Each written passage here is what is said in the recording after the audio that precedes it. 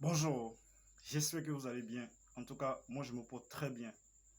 Aujourd'hui, je vous emmène en Asie, précisément au Yémen. Si vous êtes détenteur d'un passeport Yémen, sachez que vous avez accès à 34 pays à travers le monde sans visa. Et c'est de ça que je vais vous parler dans cette vidéo. Mais avant tout, permettez-moi de me présenter. Je m'appelle Modeste. Sachez que vous êtes sur Visa Mo International. Si le voyage, l'aviation, l'entrepreneuriat, le business, ce sont des thématiques qui vous passionnent, sachez que vous êtes au bon endroit. Abonnez-vous pour qu'on puisse faire l'aventure ensemble. Avant d'aller plus loin, permettez-moi de faire aussi un petit salut particulier à tous mes abonnés qui me font l'honneur de me suivre. Et puis si vous êtes nouveau, que c'est votre première fois que vous me découvrez, je vous accueille avec beaucoup de cœur. Bienvenue. Sans toutefois tarder, arrêtons de bavarder et passons aux détails.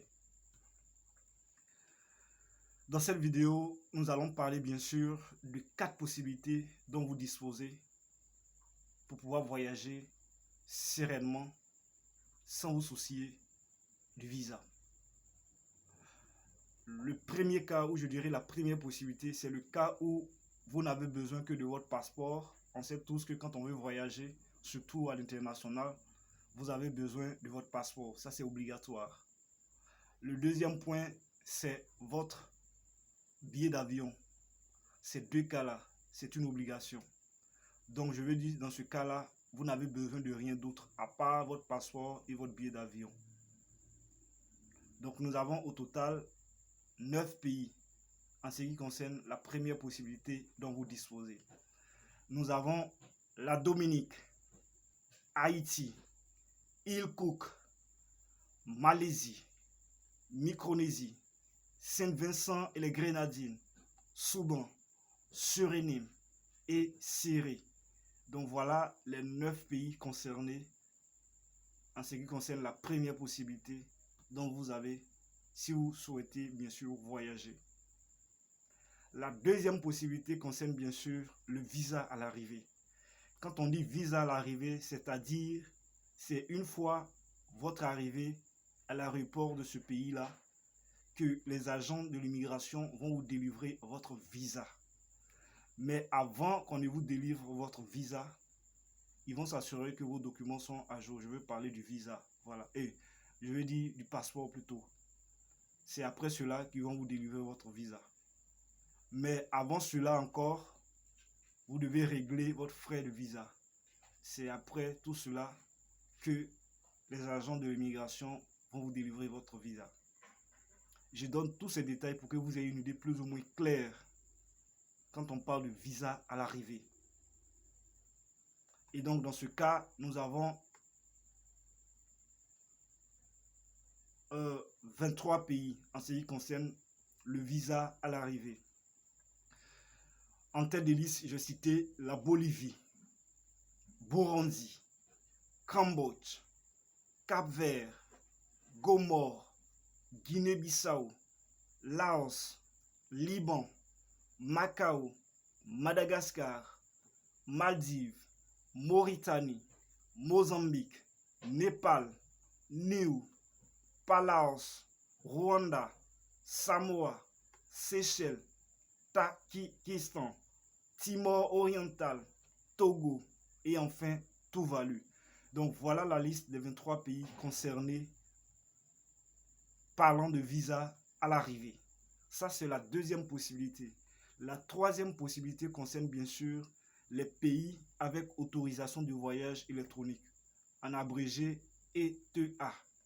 C'est un document numérique dont vous pouvez faire la demande en ligne.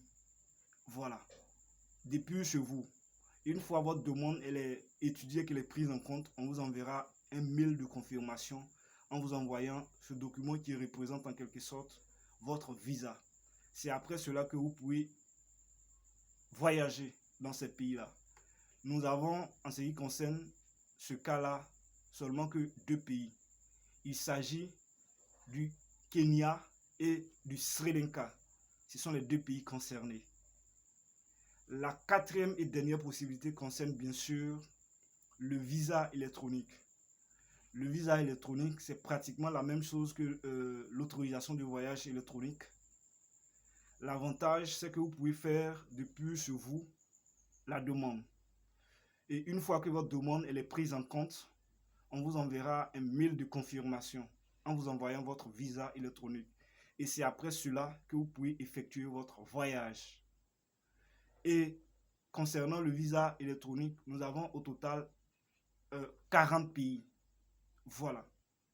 Ce qu'il faut savoir à ce niveau-là, une fois que vous allez faire votre demande, il y a des pays, ça prendra un jour, 24 heures, il y a des pays 2 jours, ainsi de suite. Sachez qu'en matière de visa, chaque pays a sa politique et ses exigences. C'est ce que vous devez savoir. Donc ce qui s'applique à un pays quelconque est différent de l'autre pays.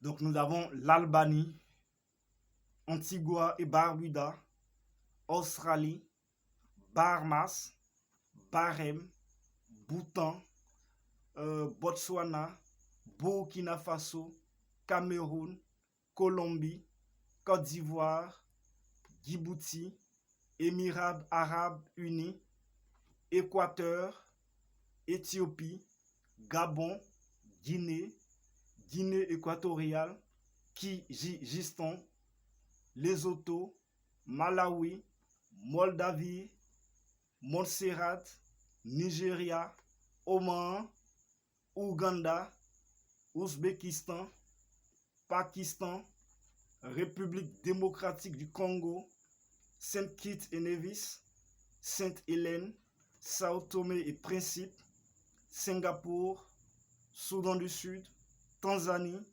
Vietnam, Zimbabwe et enfin Zambie. Donc voilà la liste des 40 pays concernant le visa électronique.